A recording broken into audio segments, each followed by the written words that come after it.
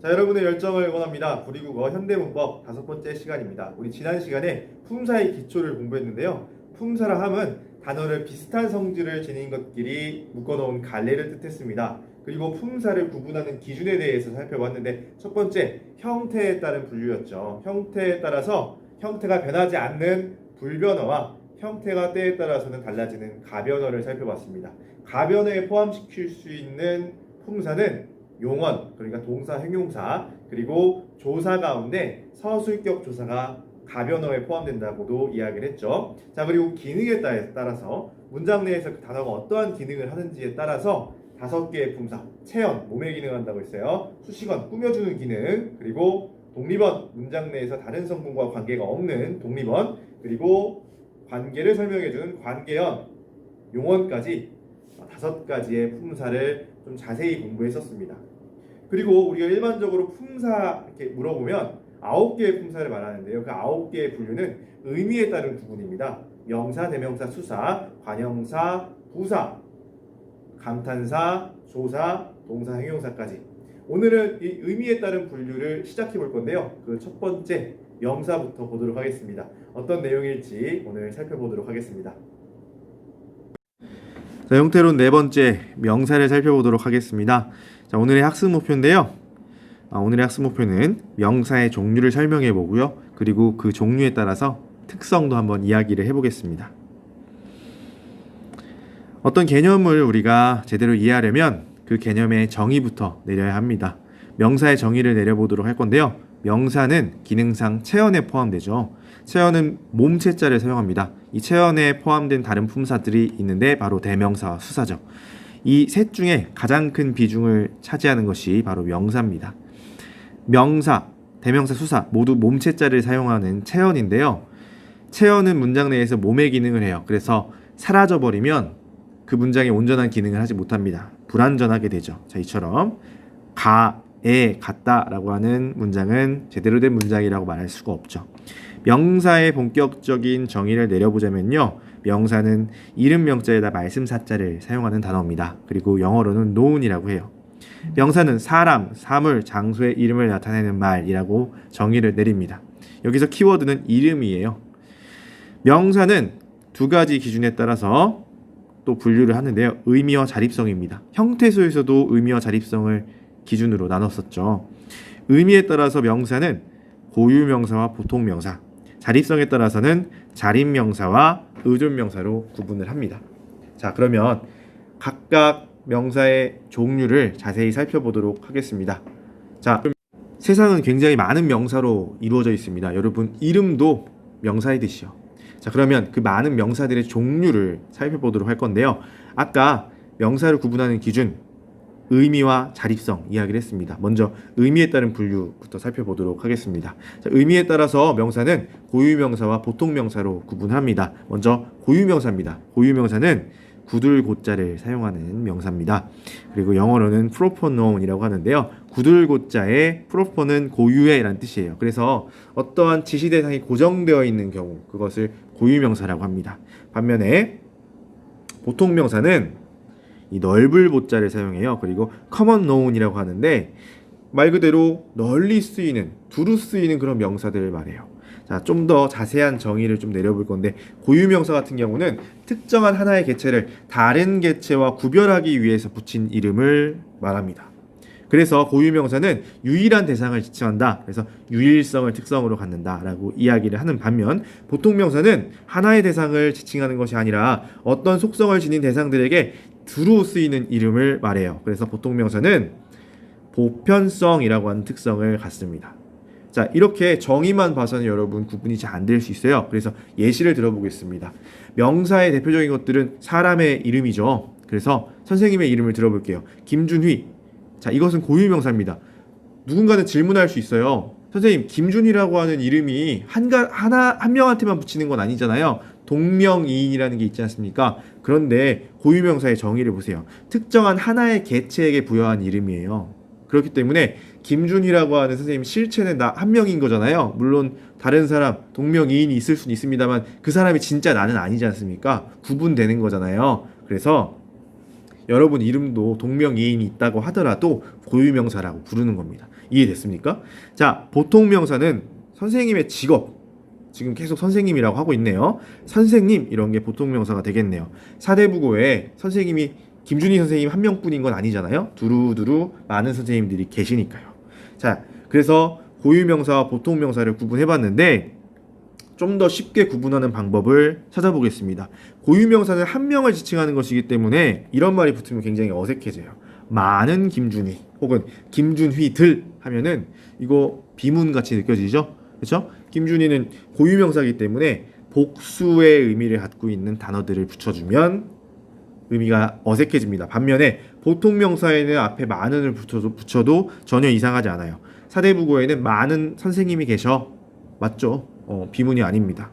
자, 그래서 정리하자면 이처럼 고유명사에는 복수의 의미를 가지는 관형어가 붙지 못한다라고 하는 제약이 있다라는 겁니다. 자, 이것을 통해서 고유명사와 보통명사를 구분할 수 있는데 누군가는 이렇게 질문할 겁니다. 선생님, 해군사관학교는 많은 이순신을 양성하고 있다라는 표현도 있을 수 있잖아요. 자, 그런데 여기서 우리 유의해야 될 것은 여기서 이순신이 고유명사는 맞아요. 그런데 진짜 이순신을 지칭한다기보다 그만큼 훌륭한 장교들을 양성한다라는 말을 비유적으로 표현한 거잖아요. 그래서 비유적으로는 고유명사가 보통명사처럼 쓰일 수도 있어요. 여기서 여전히 이순신은 고유명사이긴 합니다. 자, 그러면 다음 자립성에 따른 분류를 살펴보도록 하겠습니다. 자, 자립성에 따라서 첫 번째 자립명사로 구분을 합니다. 자립, 여러분 우리 학교 교훈이기도 하죠. 스스로 자자, 설립자입니다. 영어로는 free noun이에요. free는 자유롭다라는 뜻이죠. 그래서 스스로자, 자유로운 그런 명사들을 우린 자립명사라고 합니다. 홀로 쓰일 수 있으니까 얼마든지 자유롭게 쓰일 수 있는 그런 단어들이겠죠. 자, 혼자서 자립적으로 쓰이는 명사, 이게 자립명사의 정의고요. 의존명사라는 것도 있어요. 의존, 의지하다라는 뜻이에요. 그리고 bound known, 자, 영어로는 bound known이라고 하는데 얽매였다는 뜻이에요. 자, 의지하거나 어떤 다른 성분에 얽매여 있는 단어를 우리 의존명사라고 하는데 정확한 정의는 의미가 형식적이어서 다른 말에 기대어 쓰이는 명사를 말합니다. 그래서 예를 들어볼게요. 국어사전에 다이어를 찾아봤는데요. 적이라고 검색해봤더니 11번째 뜻을 갖고 있는 적, 3번째 뜻을 갖고 있는 적이 있었습니다. 그래서 둘 다 가져와 봤습니다. 11번째 뜻을 갖고 있는 적은요, enemy, 적, 진짜 말 그대로 적이란 뜻이에요.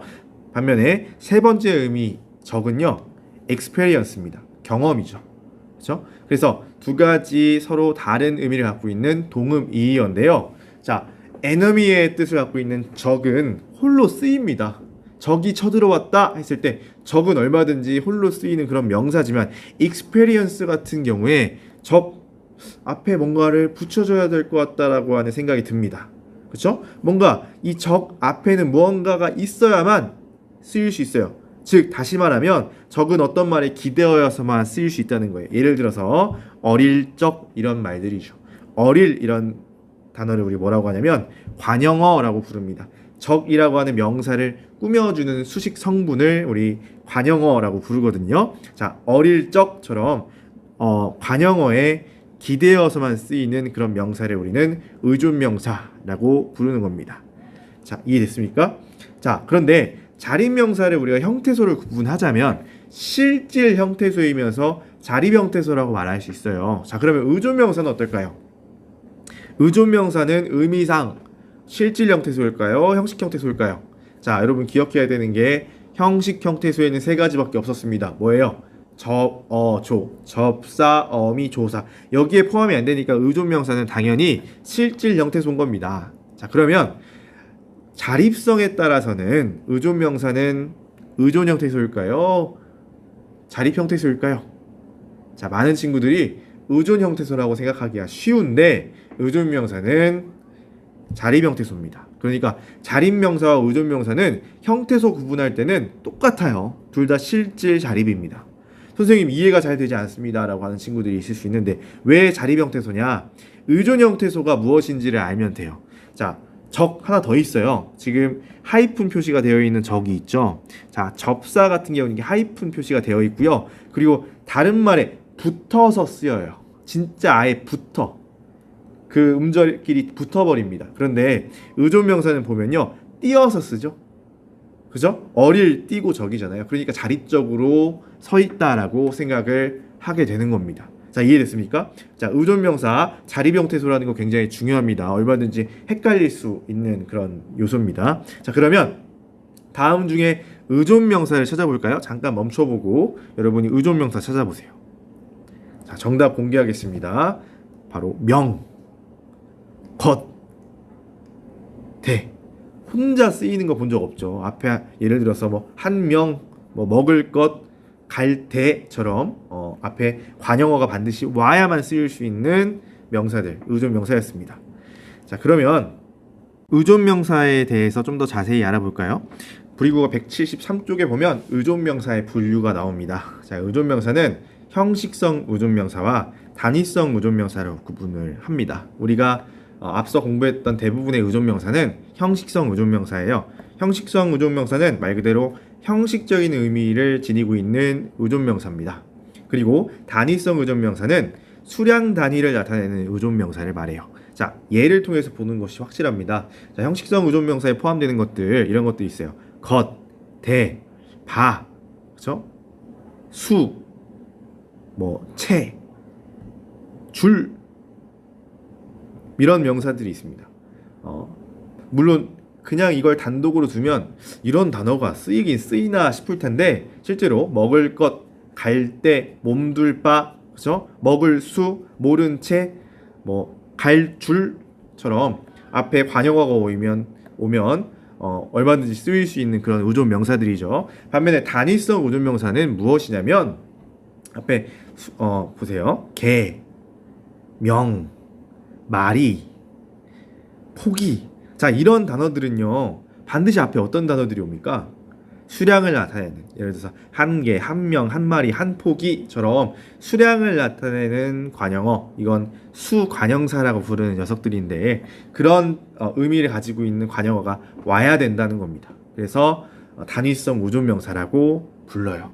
그런데 단위성 의존명사는 사실 다른 자립명사가 단위성 의존명사를 대신하기도 합니다. 예를 들어서 한 명 할 수도 있지만 한 사람 이렇게 부를 수도 있잖아요. 사람은 자립명사죠. 자, 어쨌든 형식성 의존명사와 단위성 의존명사로 의존명사를 분류하기도 한다라는 것 알아두면 되겠습니다.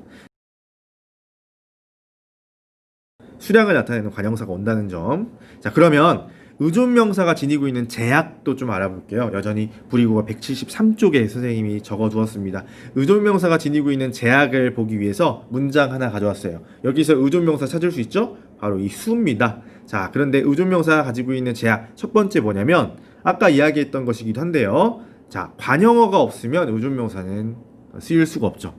먹을 수가 없다는 괜찮았는데 이것은 수가 없다라고 하면은 말이 안 됩니다. 앞에 반드시 관형어가 와야 된다라는 말.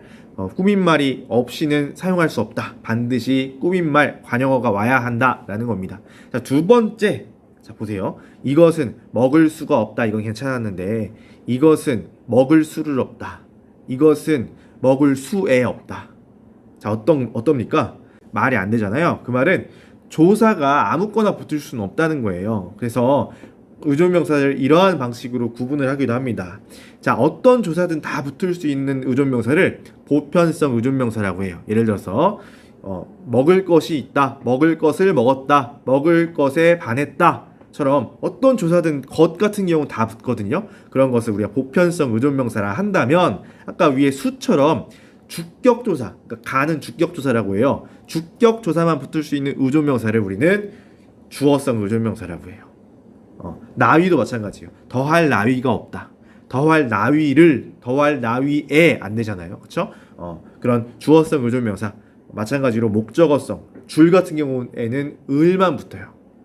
그렇죠? 을만 붙고요. 그리고 부사어성 의존명사 채 이런 것도 있어요. 이걸 외우라는 건 절대 아니고요. 절대 외울 필요 없습니다. 역시 이게 의존명사구나 정도 알아볼 수 있을 정도면 돼요. 이거 목록을 외우는 것은 좀 어리석습니다. 자, 어쨌든 조사의 제약을 받는다는 점, 이것이 바로 의존명사의 특성 가운데 하나입니다. 이 두 가지 꼭 기억을 해두면 되겠습니다. 자, 그러면 마지막으로 기출로 한번 점검을 해보도록 하겠습니다. 불이국어 교재에는 선생님이 이 문제를 수록해 놓지 않았어요. 그런데 영상으로 한번 확인을 해보도록 하겠습니다. 자, 자립명사가 단위를 나타내는 경우도 있다라는 거예요. 아까 선생님이 설명했던 겁니다. 국어에서는 의존명사가 수량을 표현하는 말 뒤에 쓰여 수효나 분량 따위의 단위를 나타내는 경우가 일반적이지만 이런 의존명사를 단위성 의존명사라고 한다 했죠. 근데 자립명사가 이 단위성 의존명사의 자리를 대체하는 경우가 있다라는 거예요. 그래서 보겠습니다. 자, 여기에 해당하지 않는 것, 그러니까 자립명사가 단위성 의존명사처럼 쓰이지 않는 경우를 찾으면 되는 겁니다. 자, 보겠습니다. 이 글에는 여러 군데 잘못이 있다라고 했을 때 군대, 이 말은 여러분 자립적으로 쓰입니까? 군대 안 쓰이죠. 이거는 의존명사입니다.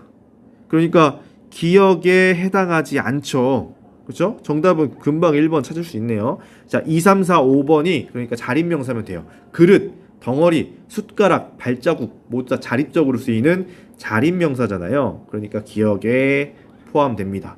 자, 여러분 그렇다고 해서 그냥 이렇게 풀면 안 되고요. 앞에 이 자립명사 앞에 수효를 나타내는 말들이 나왔는지 봐야 돼요. 두 그릇, 세 덩어리, 몇, 그치? 서너 이런 뭐 다 수효를 나타내는 말들이기 때문에 맞는 것 같습니다. 정답은 1번이었습니다.